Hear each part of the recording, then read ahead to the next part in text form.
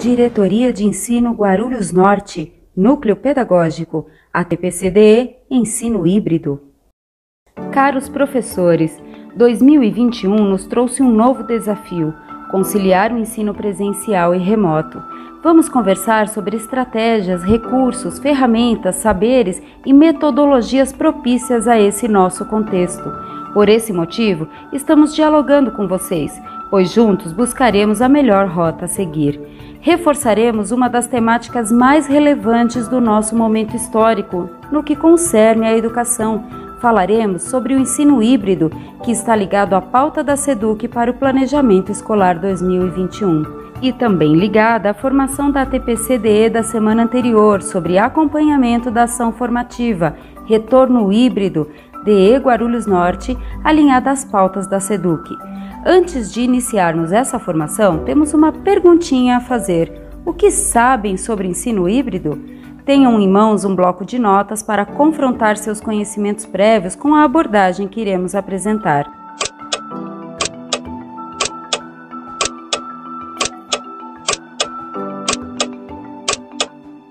Vamos aos tópicos da pauta. Caracterização do ensino híbrido, atores educacionais e suas funções, o ensino híbrido na prática, indicação bibliográfica e encerramento. Mas afinal, o que é ensino híbrido?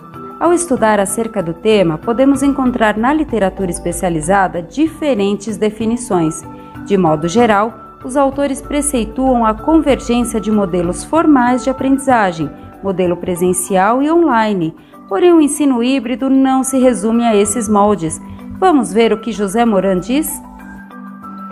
Híbrido significa misturado, mesclado, blended. A educação sempre foi misturada, híbrida.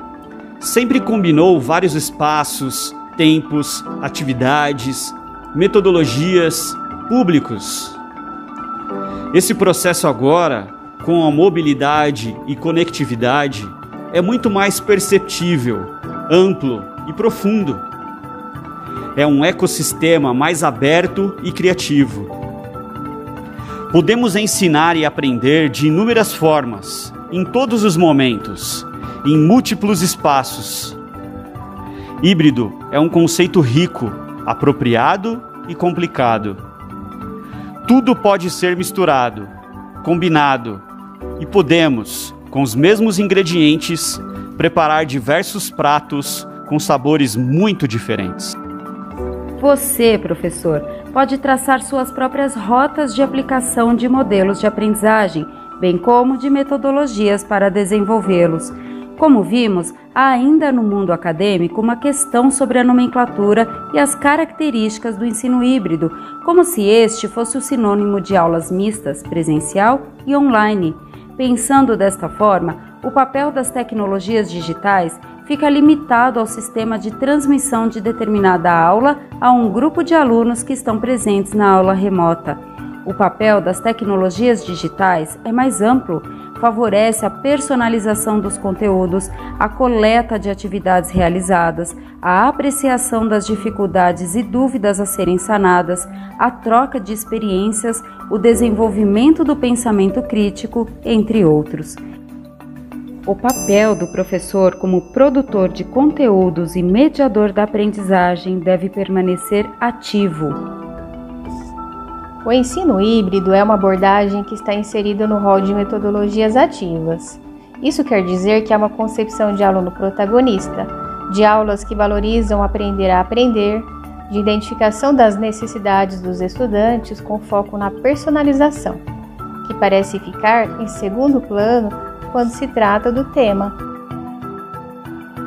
A essência desse modelo de ensino é justamente detectar a necessidade do estudante, com a finalidade de customizar seu processo de aprendizado, que por vezes fica, como bem explicita Lilian Bassic, relegado quando não se tem o entendimento de sua dimensão.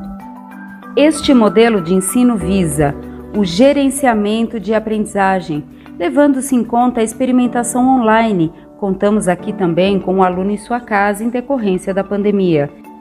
O estudante tem mais autonomia de gerenciamento, definindo o momento que precisa retomar o que encontrou dificuldade, reforçar ou acelerar no que apresentou facilidade, escolher um local de estudos conforme suas possibilidades, bem como a implementação do ritmo de estudo que fica condicionado à sua necessidade, levando-o a ter mais maturidade e responsabilidade diante da sua aprendizagem. O foco não deve estar na tecnologia em si, mas no fato de as TEDx terem criado novas possibilidades de expressão e de comunicação, que podem contribuir para o desenvolvimento de novas abordagens pedagógicas. O protagonismo estudantil. Essa experimentação online, na casa do estudante, e offline, presencial na escola, quando bem integradas e tutoradas, incentivam o protagonismo juvenil, uma vez que o aluno é desafiado a se superar sem a presença física do professor. O estudante pode, de acordo com o seu ritmo e interesse, ler, ver vídeos, ouvir podcasts, rever, pausar e prosseguir. E ao retornar para a escola, essa aprendizagem demanda ser enriquecida com novas ações interligadas. A mudança da cultura avaliativa, a autoavaliação. Cabe destacar que durante esse modelo online, as atividades propostas sejam capazes de realizar a coleta de dados, detectando as principais dificuldades ou potencialidades que os estudantes tenham nesse percurso formativo, a fim de que forneçam subsídios para a personalização da aprendizagem, isto é, particularizar de modo a ampliar seus horizontes, impulsionando-os a serem mais livres e autônomos. Aprofundar o conhecimento construído na aula tradicional. O desempenho dos alunos no online possibilita o aprofundamento do conhecimento a ser construído na aula tradicional, pois ao terem contato com outras experimentações, ampliam as suas vivências e passam a ser exploradas, alinhando o conhecimento oportunizado nas duas modalidades. Retomando, este modelo de ensino respeita o ritmo de aprendizagem, incentiva o protagonismo estudantil, muda a cultura avaliativa, autoavaliação, aprofunda o conhecimento construído na aula tradicional. Atores educacionais e suas funções. Como neste ano a SEDUC propôs o revezamento entre os estudantes, considerando assim uma parte no ensino remoto, online, e outra presencialmente na escola, offline, foi preciso se adequar a este modelo de organização, com o propósito de acolher os alunos e desenvolver as competências e habilidades do currículo durante este ano letivo. Pensando nisso, os papéis dos atores educacionais são de extrema importância para a aplicabilidade do modelo híbrido. Toda a comunidade escolar precisa se mobilizar para garantir o ensino público de qualidade. Pais e/ou responsáveis, é fundamental buscar informações sobre essa nova organização, acompanhar a formação e zelar pela frequência escolar, bem como pelo aprendizado dos estudantes. Gestor e equipe pedagógica, articular as ações administrativas e pedagógicas e dar apoio e assistência às famílias, aos alunos e aos professores que necessitarem. Professor, redimensionar seu papel, tornando-se cada vez mais gestor e orientador de caminhos coletivos e individuais, perante a junção do ensino remoto e presencial, com vista à formação integral dos estudantes, utilizando para isso metodologias diversas. Retomando, os tópicos vistos foram: organização do retorno escolar, papel dos pais e/ou responsáveis, papel da equipe gestora e pedagógica, papel dos professores. O ensino híbrido na prática. Para te inspirar a sair da teoria e partir para a prática, trouxemos um exemplo que viabiliza a modalidade híbrida de acordo com o sistema de revezamento. Sala de aula invertida e rotação por estação de aprendizagem. E por que não mesclar a sala de aula invertida com a rotação por estações? Que tal fazer o uso da taxonomia de Benjamin Bloom? Delineamos 3 aulas, utilizando-se do repositório do CMSP, como é possível ver nesta tela. Na primeira aula, O professor orienta todos os alunos a pesquisarem o assunto X em meios diversos, livro didático, caderno do aluno, sites ou outro material impresso disponibilizado aos alunos que não tiverem acesso à internet. Pede que assistam assincronamente à aula selecionada do CMSP Repositório. Apresenta os mecanismos da construção do mapa conceitual. Propõe a montagem de um mapa conceitual. Selecionamos um vídeo para você. Na segunda aula, o professor combina com os alunos que estão remotamente a entrarem no chat do CMSP para interagirem com os colegas que estão presencialmente na escola e divide a turma para realizarem as atividades por meio de rotação por estações, utilizando o mapa conceitual individual. Na terceira aula, o professor sistematiza o conteúdo abordado e aplica a avaliação para a coleta de dados, de modo que o resultado forneça subsídios que permitam avançar. Conforme vimos na primeira aula, o professor orientou todos os alunos a pesquisarem o assunto X, a assistirem à aula selecionada do CMSP e montarem um mapa conceitual, disponibilizando materiais impressos àqueles que necessitavam desse recurso. Organização da turma na segunda aula. Sugerimos a composição de 3 equipes. Pensando que na semana A o grupo A tem 1/3 dos alunos de forma presencial, essa pode ser a equipe A, enquanto os grupos B e C, que correspondem a 2/3, acompanham a aula remotamente, representando as equipes B e C. Na segunda aula, então, o professor combina com os alunos que estão remotamente para entrarem no chat do CMSP para interagirem com os colegas que estão presencialmente na escola. Divide a turma para realizarem as atividades por meio de rotação por estações, utilizando o mapa conceitual individual. Vamos falar sobre as estações?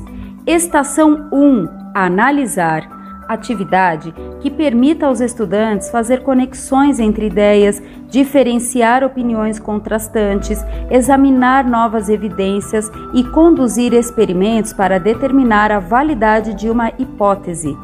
Estação 2. Avaliar.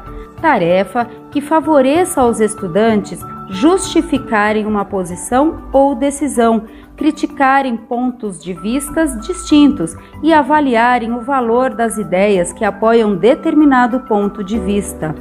Estação 3. Criar. O professor proporá uma tarefa que instigue a criação de trabalho original, que possibilite aos estudantes desenhar, construir, investigar e gerar novas ideias. Essa metodologia favorece o professor a circular pelas estações, estimular o trabalho colaborativo, gerenciar o tempo, avaliar o engajamento e oferecer o feedback imediato aos alunos. Na terceira aula, o professor sistematiza o conteúdo abordado e estabelece um ou mais instrumentos que contemplem as habilidades desenvolvidas. Pesquisa, engajamento, autoavaliação, avaliação entre pares, questões dissertativas, questões objetivas, quiz, listas de exercícios, participação em fóruns ou chat, desafios, resolução de problemas, gravação de vídeos, levando em consideração o mapa conceitual individual como uma atividade avaliativa para a coleta de dados. Pausa para refletir. Como pontua Lilian Bassic? Na sala de aula tradicional, é comum durante a aula o trabalho com níveis inferiores da taxonomia de Bloom, recordar e entender, deixando para casa atividades que envolvem processos cognitivos superiores, aplicar, analisar, avaliar e criar. Na sala de aula invertida, acontece o contrário. O tempo durante a aula é usado para explorar esses processos cognitivos mais complexos. Neste tópico vimos sala de aula invertida, rotação por estações de aprendizagem, taxonomia de Benjamin Bloom. Deixamos aqui as referências utilizadas para que possa aprofundar seus estudos. Nos vemos na próxima formação.